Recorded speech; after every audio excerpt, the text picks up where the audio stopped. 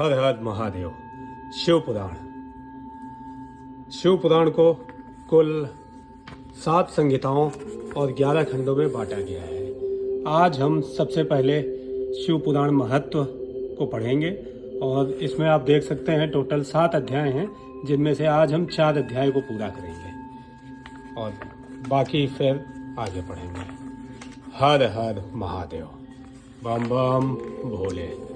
सांब सदाशिव, सांब सदाशिव, सांब सदाशिव, सांब सदाशिव, सांब सदाशिव, सांब सदाशिव।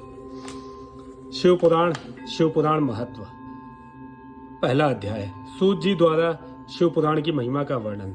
श्री शौनक जी ने पूछा, महाज्ञानी सूत जी, आप संपूर्ण सिद्धांतों के ज्ञाता हैं, कृपया मुझसे पुराणों के सार का वर्णन करें।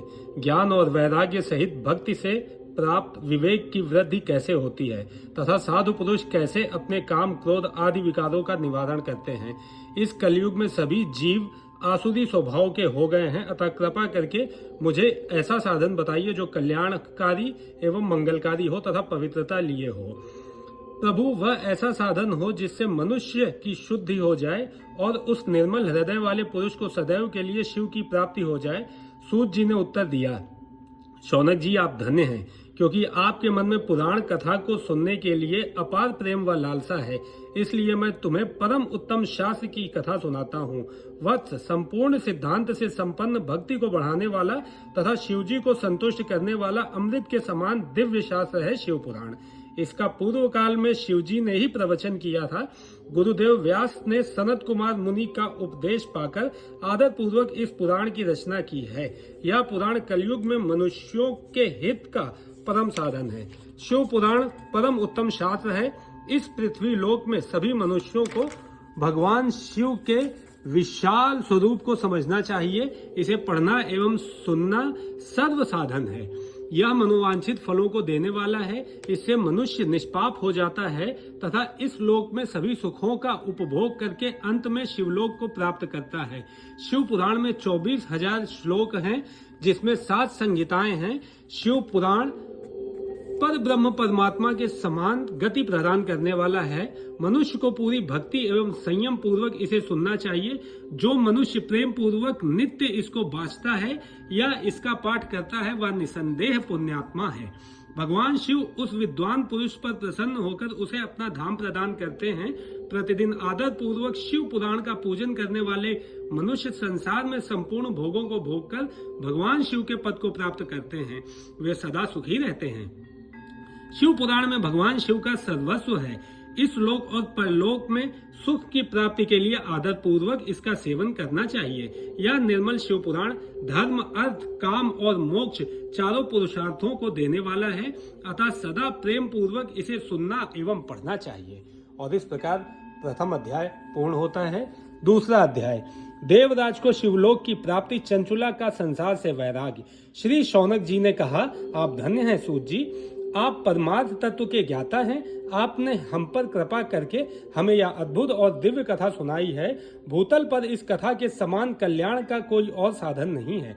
आपकी कृपा से यह बात हमने समझ ली है।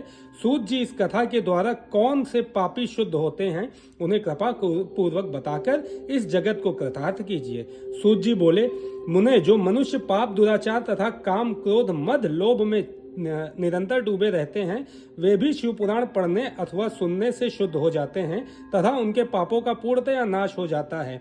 इस विषय में मैं तुम्हें एक कथा सुनाता हूँ। देवराज ब्राह्मण की कथा। बहुत पहले की बात है कि रातों के नगर में देवराज नाम का एक ब्राह्मण रहता था। वह ज्ञान में दुर्बल, गरीब, रस बेचने वाला तथा वैदिक धर्म से विमुख था। वह स्नान संध्या नहीं करता था तथा उसमें वैश्य वृत्ति बढ़ती ही जा रही थी। वह भक्तों को ठगता था। उसने अनेक मनुष्यों को मारकर उन सबका धन हड़प लिया था। उस पापी ने थोड़ा सा भी धन धर्म के काम में नहीं लगाया था। वह वैश्यागामी था तथा आचार भ्रष्ट था। एक दिन वह घूमता हुआ दैव योग से प्रतिष्ठानपुर झूसी प्रयाग जा पहुंचा। वहां उसने एक विशाल वहां उसने एक शिवालय देखा जहां बहुत से साधु महात्मा एकत्र हुए थे। देवराज वहीं ठहर गया। वहां रात में उसे ज्वर आ गया और उसे बड़ी पीड़ा होने लगी। वहीं पर एक ब्राह्मण देवता शिव पुराण की कथा सुना रहे थे। ज्वर में पड़ा देवराज भी ब्राह्मण के मुख से शिव कथा को निरंतर सुनता रहता था। 1 मास बाद देवराज ज्वर से पीड़ित अवस्था में चल बसा। यमराज के दूत उसे बांधकर यमपुरी ले गए।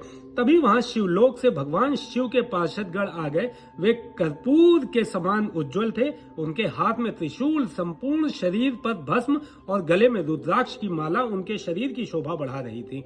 उन्होंने यमराज के दूतों को मार पीट कर देवराज को यमदूतों के चुंगल से छुड़ा लिया और वे उसे अपने अद्भुत विमान में बिठाकर जब कैलाश पर्वत पर ले जाने लगे तो यमपुरी में कोलाहल मच गया, जिसे सुनकर यमराज अपने भवन से बाहर आए। साक्षात रुद्रों के समान प्रतीत होने वाले इन दूतों का धर्मराज ने विधि पूर्वक पूजन कर ज्ञान दृष्टि से सारा मामला जान लिया। उन्होंने भय के कारण भगवान शिव के दूतों से कोई बात नहीं पूछी। तत्पश्चात शिवदूत देवराज को लेकर कैलाश चले गए और वहां पहुंचकर उन्होंने ब्राह्मण को करुणावतार भगवान शिव के हाथों में सौंप दिया। शौनक जी ने कहा, महाभाग सूत जी, आप सर्वज्ञ हैं। आपके कृपा प्रसाद से मैं कृतार्थ हुआ। इस इतिहास को सुनकर मेरा मन आनंदित हो गया तथा भगवान शिव में प्रेम बढ़ाने वाली दूसरी कथा भी कही है। दूसरा अध्याय संपूर्ण हो गया और अब तीसरा अध्याय बिंदुक ब्राह्मण की कथा।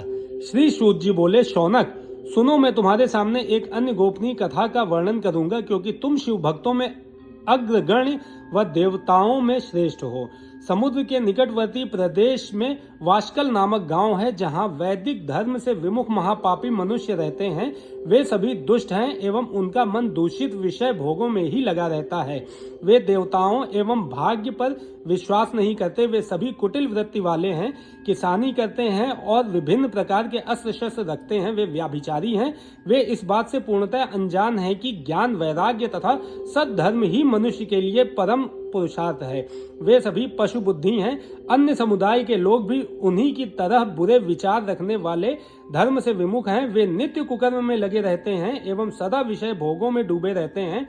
वहां की स्त्रियां भी बुरे स्वभाव की हैं, स्वेच्छाचारिणी, पाप में डूबी, कुटिल सोच वाली और व्याभिचारिणी हैं। वे सभी सद्व्यवहार तथा सदाचार से सर्वथा शून्य हैं। वहां सिर्फ दुष्टों का निवास है। वाशकल नामक गांव में बिंदुक नाम का एक ब्राह्मण रहता था। वह अधर्मी, दुरात्मा एवं महापापी था। उसकी स्त्री बहुत सुंदर थी। उसका नाम चंचुला था। वह सदा उत्तम धर्म का पालन करती थी, परंतु बिंदुक वैश्यागामी था। इस तरह कुकर्म करते हुए बहुत समय व्यतीत हो गया। उसकी स्त्री काम से पीड़ित होने पर भी स्वधर्म नाश के भय से क्लेश सहकर भी काफी समय तक धर्म भ्रष्ट नहीं हुई, परंतु आगे चलकर वह भी अपने दुराचारी पति के आचरण से प्रभावित होकर दुराचारिणी और अपने धर्म से विमुख हो गई। इस तरह दुराचारों में डूबे हुए उन पति पत्नी का बहुत सा समय व्यर्थ बीत गया। वैश्यागामी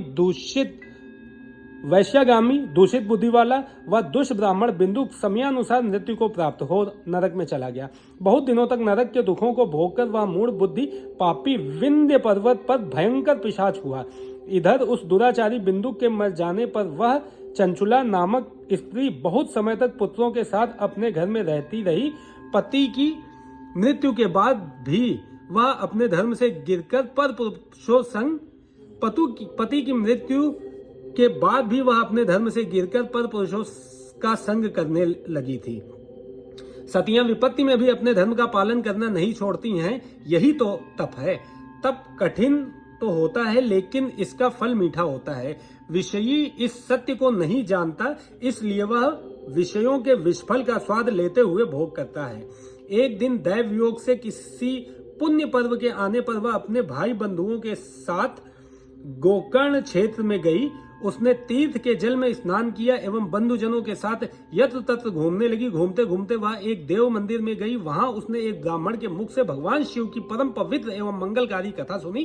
कथावाचक ब्राह्मण कह रहे थे कि जो स्त्रियां व्याभिचार करती हैं, वे मरने के बाद जब यमलोक जाती हैं, तब यमराज के दूत उन्हें तरह तरह के यंत्रणा देते हैं। वे उनके कामांगों को तप्त लौह दंडों से दागते हैं। तप्त लौह के पुरुष से उनका संसर्ग कराते हैं। ये सारे दंड इतनी वेदना देने वाले होते हैं कि जीव पुकार पुकार कर कहता है कि अब वह ऐसा नहीं करेगा, लेकिन यमदूत उसे छोड़ते नहीं है। कर्मों का फल तो सभी को भोगना पड़ता है। देव, ऋषि, मनुष्य सभी इससे बंधे हुए हैं। ब्राह्मण के मुख से यह वैराग्य बढ़ाने वाली कथा सुनकर चंचुला भय से व्याकुल हो गई। कथा समाप्त होने पर सभी लोग वहां से चले गए। तब कथा बांचने वाले ब्राह्मण देवता ने से चंचुला ने कहा, हे ब्राह्मण, धर्म को ना जानने के कारण मेरे द्वारा बहुत बड़ा दुराचार हुआ है। स्वामी, मेरे ऊपर कृपा कर मेरा उद्धार कीजिए। आपके प्रवचन को सुनकर मुझे इस संसार से वैराग्य हो गया है। मुझ मूढ़ चित्त वाली पापिनी को धिक्कार है। मैं निंदा के योग्य हूँ। मैं बुरे विषयों में फंसकर अपने धर्म से विमुख हो गई थी। कौन मुझ जैसी कुमार्ग में मन लगाने वाली पापिनी का साथ देगा? जब यमदूत मेरे गले में फंदा डालकर मुझे बांधकर ले जाएंगे और नरक में मेरे शरीर के टुकड़े करेंगे, तब मैं कैसे उन महायातनाओं को सहन कर पाऊंगी? मैं सब प्रकार से नष्ट हो गई हूँ, क्योंकि अभी तक मैं हर तरह से पाप में डूबी रही हूँ। हे ब्राह्मण, आप मेरे गुरु हैं, आप ही मेरे माता पिता हैं। मैं आपकी शरण में आई हूँ। मुझ अबला का अब आप ही उद्धार कीजिए। सूत जी कहते हैं, शौनक इस प्रकार विलाप करती हुई चंचुला ब्राह्मण देवता के चरणों में गिर पड़ी। तब ब्राह्मण ने उसे कृपा पूर्वक उठाया। तीसरा अध्याय पूर्ण हुआ। चौथा अध्याय, चंचुला की शिव कथा सुनने में रुचि और शिवलोक गमन। ब्राह्मण बोले, नारी, तुम सौभाग्यशाली हो जो भगवान शंकर की कृपा से तुमने वैराग्य पूर्ण शिव पुराण की कथा सुनकर समय से अपनी गलती का एहसास कर लिया है। तुम डरो मत और भगवान शिव की शरण में जाओ। उनकी परम कृपा से तुम्हारे सभी पाप नष्ट हो जाएंगे। मैं तुम्हें भगवान शिव की कथा सहित वह मार्ग बताऊंगा जिसके द्वारा तुम्हें सुख देने वाली उत्तम गति प्राप्त होगी। शिव कथा सुनने से तुम्हारी बुद्धि शुद्ध हो गई है और तुम्हें पश्चाताप हुआ है तथा मन में वैराग्य उत्पन्न हुआ है।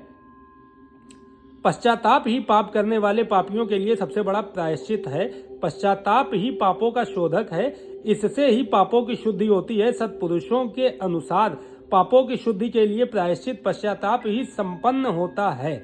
जो मनुष्य अपने कुकर्म के लिए पश्चाताप नहीं करता है वह उत्तम गति प्राप्त नहीं करता, परंतु जिसे अपने कुकृत्य पर हार्दिक पश्चाताप होता है वह अवश्य उत्तम गति का भागीदार होता है, इसमें कोई शक नहीं है। शिव पुराण की कथा सुनने से चित्त की शुद्धि एवं मन निर्मल हो जाता है। शुद्ध चित्त में ही भगवान शिव व पार्वती का वास होता है। वह शुद्धात्मा पुरुष सदाशिव के पद को प्राप्त होता है। इस कथा का श्रवण सभी मनुष्यों के लिए कल्याणकारी है, अतः इसकी आराधना व सेवा करनी चाहिए। यह कथा भवबंधन रूपी रोग का नाश करने वाली है। भगवान शिव की कथा सुनकर हृदय में उसका मनन करना चाहिए। इससे चित्त की शुद्धि होती है। चित्त शुद्धि होने से ज्ञान और वैराग्य के साथ महेश्वर की भक्ति निश्चय ही प्रकट होती है तथा उनके अनुग्रह से दिव्य मुक्ति प्राप्त होती है। जो मनुष्य माया के प्रति आसक्त है वह इस संसार बंधन से मुक्त नहीं हो पाता। हे ब्राह्मण पत्नी, तुम अनन्य विषयों से अपने मन को हटाकर भगवान शंकर की इस परम पावन कथा को सुनो। इससे तुम्हारे चित्त की शुद्धि होगी और तुम्हें मोक्ष की प्राप्ति होगी। जो मनुष्य निर्मल हृदय से भगवान शिव के चरणों का चिंतन करता है उसकी एक ही जन्म में मुक्ति हो जाती है। सूत जी कहते हैं, शौनक, यह कहकर ब्राह्मण चुप हो गए। उनका हृदय करुणा से भर गया। वे ध्यान में मग्न हो गए। ब्राह्मण का उक्त उपदेश सुनकर चंचुला के नेत्रों में आनंद के आंसू छलक आए। वह हर्ष भरे हृदय से ब्राह्मण देवता के चरणों में गिर गई और हाथ जोड़कर बोली, मैं कृतार्थ हो गई। हे ब्राह्मण, शिव भक्तों में श्रेष्ठ स्वामी आप धन्य हैं। आप परमार्थदर्शी हैं और सदा परोपकार में लगे रहते हैं। साधो, मैं नरक के समुद्र में गिर रही हूँ। आप कृपा कर मेरा उद्धार कीजिए। जिस पौराणिक व अमृत के समान सुंदर शिव पुराण कथा की बात आपने कही है उसे सुनकर ही मेरे मन में वैराग्य उत्पन्न हुआ है। उस अमृतमयी शिव पुराण कथा को सुनने के लिए मेरे मन में बड़ी श्रद्धा हो रही है। कृपया आप मुझे उसे सुनाइए। सूत जी कहते हैं, शिव पुराण की कथा सुनने की इच्छा मन में लिए हुए चंचुला उन ब्राह्मण देवता की सेवा में वहीं रहने लगी। उस गोकर्ण नामक महाक्षेत्र में उन ब्राह्मण देवता के मुख से चंचुला शिव पुराण की कथा, ज्ञान और वैराग्य बढ़ाने वाली और मुक्ति देने वाली परम उत्तम कथा सुनकर कृतार्थ हुई। उसका चित्त शुद्ध हो गया। वह अपने हृदय में शिव के सगुण रूप का चिंतन करने लगी। वह सदैव शिव के सच्चिदानंदमय स्वरूप का स्मरण करती थी। तत्पश्चात अपना समय पूर्ण होने पर चंचुला ने बिना किसी कष्ट के अपना शरीर त्याग दिया। उसे लेने के लिए एक दिव्य विमान वहां पहुंचा। यह विमान शोभा साधनों से सजा था एवं शिव गणों से सुशोभित था। चंचुला विमान में शिवपुरी पहुंची। उसके सारे पाप धुल गए। वह दिव्यांगना हो गई। वह गौरांगी देवी मस्तक पर अर्धचंद्र का मुकुट व अन्य दिव्य आभूषण पहने शिवपुरी पहुंची। वहां उसने सनातन देवता त्रिनेत्रधारी महादेव शिव को देखा। सभी देवता उनकी सेवा में भक्ति भाव से उपस्थित थे। उनकी अंग कांति करोड़ों सूर्यों के समान प्रकाशित हो रही थी। 5 मुख और हर मुख में 3-3 नेत्र थे। मस्तक पर अर्धचंद्राकार मुकुट शोभायमान हो रहा था। कंठ में नील चिन्ह था। उनके साथ में देवी गौरी विराजमान थी, जो विद्युत पुंज के समान प्रकाशित हो रही थी। महादेव जी की कांति कपूर के समान गौर थी। उनके शरीर पर श्वेत वस्त्र थे तथा शरीर श्वेत भस्म से युक्त था। इस प्रकार भगवान शिव के परम उज्जवल रूप के दर्शन कर चंचुला बहुत प्रसन्न हुई। उसने भगवान को बारंबार प्रणाम किया और हाथ जोड़कर प्रेम, आनंद और संतोष से युक्त हो विनीत भाव से खड़ी हो गई। उसके नेत्रों से आनंदाश्रुओं की धारा बहने लगी। भगवान शंकर व भगवती गौरी उमा ने करुणा के साथ सौम्य दृष्टि से देखकर चंचुला को अपने पास बुलाया। गौरी उमा ने उसे प्रेम पूर्वक अपनी सखी बना लिया। चंचुला सुख पूर्वक भगवान शिव के धाम में उमा देवी की सखी के रूप में निवास करने लगी। 4 अध्याय पूर्ण हुए। आगे के एपिसोड में आपको बताए जाएंगे। हर हर महादेव। सांब सदाशिव, सांब सदाशिव, सांब सदाशिव, सांब सदाशिव, सांब सदाशिव।